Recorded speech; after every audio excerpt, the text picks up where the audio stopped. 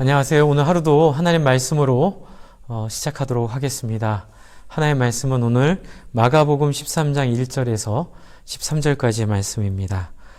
예수께서 성전에서 나가실 때에 제자 중 하나가 이르되 선생님이여 보소서 이 돌들이 어떠하며 이 건물들이 어떠하나이까. 예수께서 이르시되 내가 이 큰 건물들을 보느냐. 돌 하나도 돌 위에 남지 않고 다 무너뜨려지리라 하시리라. 예수께서 감난산에서 성전을 마주 대하여 앉으셨을 때에 베드로와 야고보와 요한과 안드레가 조용히 묻되 우리에게 이르소서 어느 때에 이런 일이 있겠사오며 이 모든 일이 이루어지려 할 때에 무슨 징조가 있사오리이까. 예수께서 이르시되 너희가 사람의 미혹을 받지 않도록 주의하라.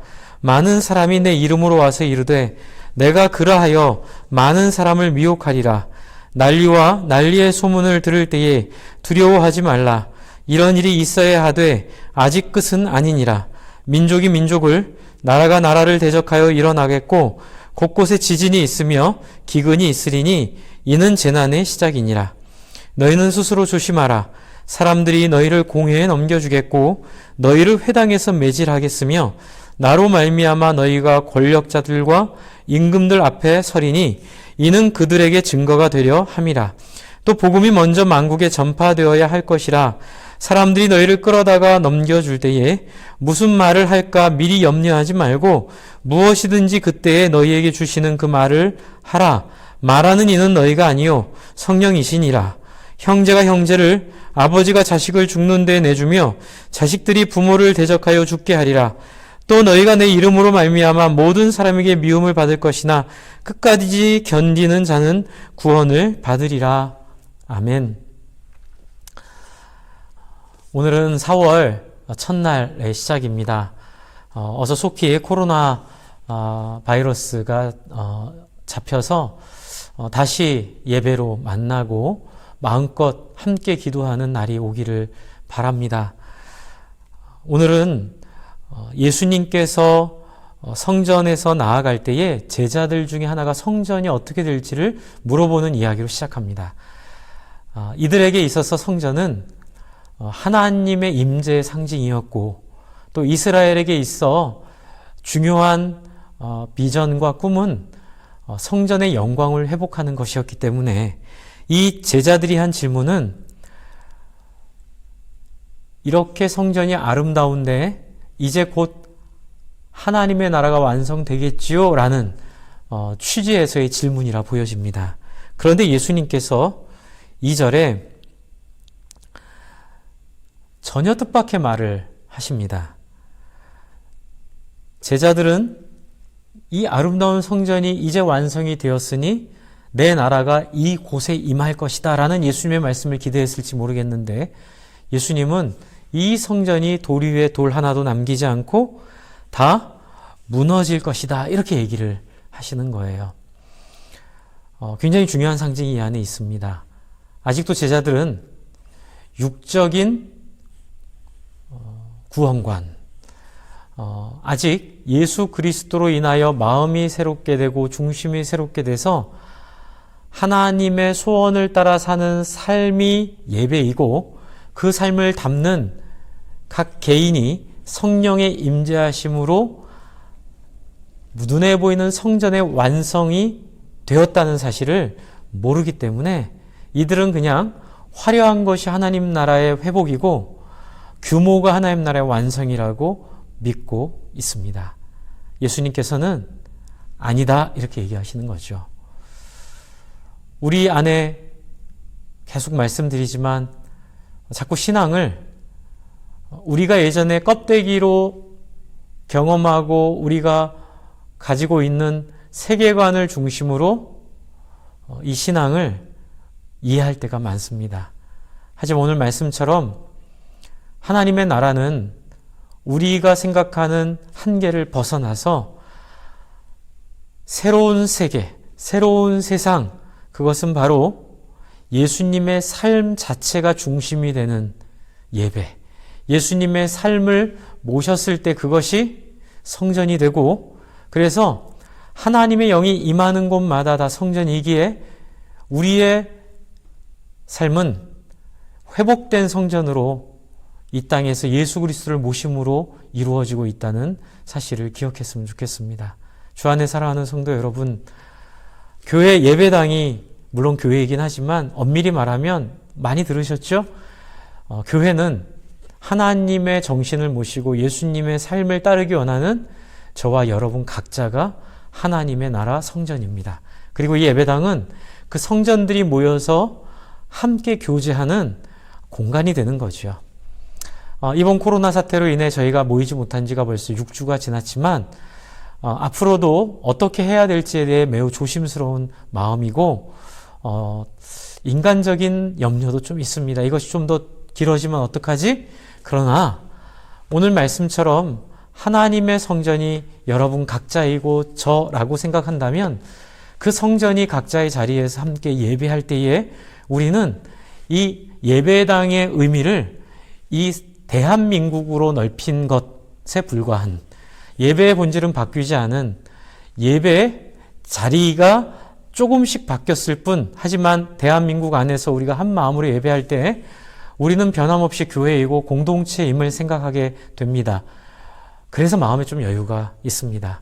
하나님이 허락하시는 상황 속에서 우리가 어떻게 될지는 모르겠지만 기대하기로는 4월 12일에는 좀 만나서 부활절을 함께 기뻐하고 싶지만 최악의 경우에 그렇게 되지 못한다 하더라도 4월까지 5월까지 생각하면 좀 힘은 들지만 그렇게 된다 하더라도 전혀 하나님의 나라, 교회, 공동체를 훼손할 수 없고 우리의 예배가 결코 쉬었다든지 또는 예배를 드리지 않았다든지 라고 말할 수 없는, 우리는 계속 각자의 성전으로 예배하고 있는 삶을 살아가고 있음을 여러분 위로로 받으시기 바랍니다. 물론 중요한 거 하나 있습니다. 이번 기회가 내가 하나님의 어떤 성전인지를 확인하는 기간이에요. 그렇기 때문에 더 열심히 말씀 앞에 나아가고, 누가 옛날에는 보는 사람이 있어서 더 힘을 냈지만 이제는 내가 안 하면 아무도 확인을 못 하잖아요. 그러니까 확인하지 않는 속에서도 스스로 자원하여 예배의 자리로 정해진 시간에, 저희가 실시간 예배를 드리는 이유가 그거거든요. 정해진 시간에 하나님 앞에 함께 몸과 자기의 태도를 드리는 것을 같은 시간에 한다. 공간은 다르지만, 그래서 같은 시간을 포기할 수는 없습니다. 주 안에 사랑하는 성도 여러분, 주일 예배, 수요 예배, 금요 예배, 이 새벽 기도는 어쩔 수 없지만 이 예배들의 제 시간에 실시간 예배 자리에 나와 함께 마음을 모아 집중해서 하나님 찾고 예배하는 복된 저와 여러분이 될 때에 오늘 예수님이 얘기하시는 성전이 허물어질 것이라는 말씀의 본 의미, 예수님이 의도하시는 방향을 우리 안에 잘 완성하고 있다, 이렇게 생각하시면 좋을 것 같습니다. 그리고 이제 제자들은 물어봅니다. 언제 이런 일이 가능하겠습니까? 라고 물어볼 때 예수님께서 5절부터 8절까지 징조가 있을 거라고 말씀하고 계십니다. 제가 이번 주일날도 설교 드렸죠? 우리의 신앙은 마술이 아니라고요. 너무나 많은 토속 신앙, 토속 종교, 비나이다 또는 이 샤머니즘과 결합된 불교의 영향을 받아서 우리는 자꾸 마술 같은 신앙을 자꾸 꿈꾸기도 합니다. 그러나 예수님은 하나님의 역사는 징조가 있다고 얘기합니다. 절차가 있고 징조가 있고 이유가 있고, 뜬금없이 갑자기 아무 이유 없이 뭔가가 일어나거나 맥락도 없이 어떤 일이, 기적이 일어나서 어떤 놀라운 일이 벌어져서 내가 큰 유익을 얻는 이런 일은 하나님의 나라에는 없습니다. 징조가 있고 이유가 있고, 그런 일들을 통해서 하나님께서 우리에게 주시는 교훈이 있죠. 그 교훈이 무엇입니까? 9절부터 있는 말씀이죠. 바로 테스트입니다. 여러분, 우리가 하나님의 백성이 됐을 때 우리는 날마다 우리 자신을 확인하고 살기를 하나님이 원하십니다. 왜냐하면 인간이 그런 존재이기 때문에 그렇죠. 아브라함에게 하나님이 이삭을 제물로 바치라 하시고 이삭을 바치는 모습을 봤을 때 비로소 네가 나를 경외하는 줄 알았다, 이런 말씀을 하시는 것처럼 예수님도 이러한 시험과 고난을 통해 우리가 하나님 앞에 끝까지 견디고 어려움과 고통과 어떤 오해나 어떤 공격이 있다 하더라도 성령님이 함께 하시니 우리가 붙잡은 바 확신을 굳건히 붙잡고 그 자리에서 예수님처럼 섬기라 이렇게 말씀하고 있다고 생각이 듭니다. 물론 여기에 있는 여러분 오해하실 만한 부분이 있어 좀 설명을 드리려고 하는데요. 여기에 보면 형제가 형제를 아버지가 자식을 죽이는 데 내주며 자식들이 부모를 대적하여 죽게 하리라 라는 표현이 자칫 잘못 생각하면은 신앙은 가족도 넘어선다라고 신천지처럼 오해하게 할 수도 있는 여지가 있는데 절대로 그런 말이 아닙니다. 이게 무슨 의미일까요? 너무 세속화된 가족들, 너무 세상에 매여버린 사람들 속에 우리가 살아가고 있다는 이야기. 그러니까 세속화가 됐을 때 하나님의 나라가 가까이 왔다를 생각하라는 뜻으로 이해할 수 있죠. 우리 주변에 우리 형제들, 부모님들, 자녀들이 세속화되지 않도록 여러분 끊임없이 기도하시고 또 교육하시고 또 부모님은 그렇게 섬기셔서 세속적인 가치관 가운데 살지 않도록 특별히 이런 말씀 드리면 어떻게 생각하실지 모르겠지만 저는 주님 오실 때 가까이 왔다는 확신이 자꾸 들어가고 있어요. 이 인류 역사 이래로 이렇게 빠른 정보가 왔다 갔다 한 적도 없고요. 이렇게 지식이 드러난 적도 없고요. 이 정보통신과 비행기의 발달로 인류는 이제껏 누리지 못한 호황을 누리고 있고 자유함을 누리고 있고 반대로 그로 인하여 자연이 파괴되고 있습니다. 그리고 사람들은 교만해지고 있어요. 이제 다 자기가 황제고 왕이에요. 그래서 누구 얘기를 귀담아 듣기보다는 내 의견, 내 주장. 물론 옛날에 압제당할 때 인권이 눌릴 때 생각하면 이게 참 감사하긴 한데 너무 나간 것 같아요. 그래서 사람들은 남의 이야기 듣거나 다른 사람에게 권위에 좀 귀를 기울이고 순종하려고 하기보다는 자기가 주인이 돼서 내 뜻대로 내 마음에 안 들면 다 틀린 거고 하나님 말씀도 어떤 말씀을 이렇게 들어도 그건 당신 생각이고 나는 내 가치관대로 볼 거야 라고 했을 때 이 공동체가 깨지는 거거든요. 공동체는 목회자가 말씀을 전할 때 성도들이 그 말씀을 검증하는데 혼자 결정하는 게 아니고 모든 성도들이 그 말씀의 은혜를 받고 그 말씀에 함께 하나님의 인도하심이 있으면 그건 하나님의 인도하심입니다. 그런데 말씀을 전하는 자가 이상하게 자기의 어떤 욕망을 따라 전하고 어떤 자기의 거듭나지 않은 모습으로 전하게 되면 성도들이 알아채잖아요. 그랬을 때 피드백을 하고 서로 기도를 하고 서로 원래는 권면을 하면서 서로가 서로의 모습을 하나님 앞에 내가 이런 부분이 있구나라고 생각하면 회개하고 또 말씀을 듣는 자도 회개하고 말씀을 전하는 자도 성도들이 말씀을 듣고 거기에 같이 하나님의 말씀으로 받아주는 것. 만약에 주지 않을 때에는 나를 돌아보고 회개해서 또 하나님의 말씀 앞에 회중 앞에 나아갈 의무가 저희한테도 있거든요. 사역자들한테도. 이러한 모습들이 균형 있게 발전하지 못하는 세속화, 자기 중심성, 그리고 자기가 왕이 되는 모습들이 지금 고스란히 이 성전과 관련된 이야기 속에 나타나고 있습니다. 물론 이 성전 이야기는 예수님 돌아가시고 성전이 로마군의 공격에 의해서 완전히 파괴될 때 이루어졌다고 끝났다고 학자들은 이해하고 있는데 이 안에 그 현실적인 예언과 더불어 이 의미적으로 이 안에 말세가 마치 성전의 종말과 함께 설명됨으로써 이미 성전은 종말을 맞았지만 이 안에 있는 말세의 특징들, 말세의 징조의 패턴들, 그리고 말세의 징조에 나타나는 여러 가지 사람들의 교만한 모습들은 우리 지금 이 시대에도 유효하다고 생각합니다. 주 안에 사랑하는 성도 여러분, 주님 정말 오실 때가 가까이 왔고요. 우리의 인생 뭐 있습니까? 저도 잘 안 되지만 애쓰고 있습니다. 많이 예수님 닮으려고요. 예수님 따르려고요. 중요한 거는 우리의 삶의 결론 아니겠습니까?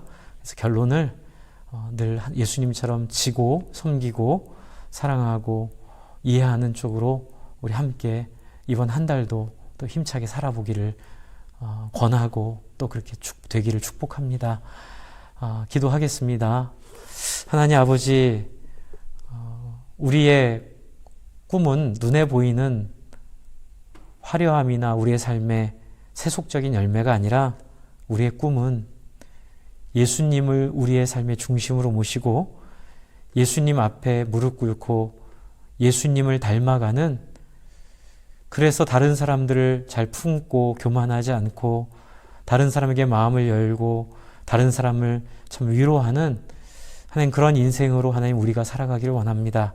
하나님 그러기 위해서는 우리 성도님들 속에 있는 이 세속적인, 제 안에 있는 이 세속적인 우리 인간의 가장 본능적이고 근본적인 우리의 야수성들을 주님 무너지는 성전처럼 무너뜨려 주시고 주님 앞에 중심을 지키는, 시험 가운데서도 예수님을 향한 확신과 믿음과 마음을 지키는 흔들리지 않는 사람들로 하나님 우리 모든 성도님들 세워주시기를 기도합니다. 하나님 우리 안에 있는 모든 맹수들을 잠재워 주시고 우리가 하나님 앞에 세상과 다른 마음으로 져주고 섬기고 사랑하고 사람들의 이야기를 듣고 이해하는 그런 놀라운 일들로 하나님 우리의 삶을, 우리의 사역을, 또 이 사명의 교회를, 또 저의 삶을, 저의 사역을 하나님 인도해 주십시오. 오늘 또 같이 기도할 때에 주의 성령이 함께 임하게 하는 것들을 간증하게 하시고 주의 성령이 함께 임하는 것들을 나중에 만났을 때 기쁨으로 나눌 수 있도록, 그리고 놀랄 수 있도록 하나님 역사해 주십시오. 이제 한 20분 기도하려고 합니다. 주의 성령님 오셔서 만져주시고 인도하여 주시고 함께 기도해 주십시오. 우리 성도님들 붙잡아 주십시오. 예수님 이름으로 기도합니다. 아멘. 함께 기도하겠습니다.